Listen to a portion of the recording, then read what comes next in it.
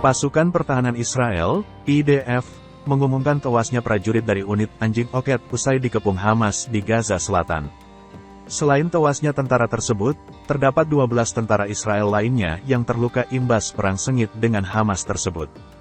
Dikutip dari The Times of Israel via Tribune News, Kamis, tanggal 7 Maret tahun 2024, di antara tentara yang tewas salah satunya ialah Sersan Staf David Sassen yang berusia 21 tahun.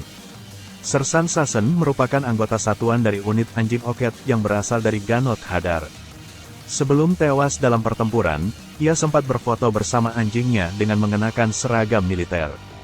Selain kematian Sassen, terdapat 12 tentara yang terluka di pertempuran yang sama, di mana 5 di antaranya mengalami luka parah.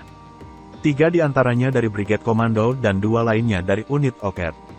Ke-13 tentara itu tewas saat dikepung oleh Hamas pada Rabu, tanggal 6 Maret tahun 2024, malam.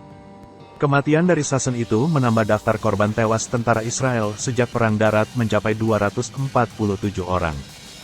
Dalam insiden terpisah di hari yang sama, seorang prajurit Brigade Komando lainnya terluka parah dalam pertempuran di Gaza Selatan. Di sisi lain, IDF mengumumkan bahwa komandan unit roket Hamas di daerah Gaza Tengah tersingkir akibat serangan udara Israel.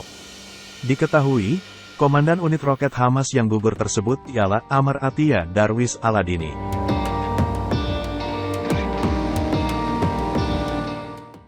Download Tribun X sekarang, menghadirkan lokal menjadi Indonesia.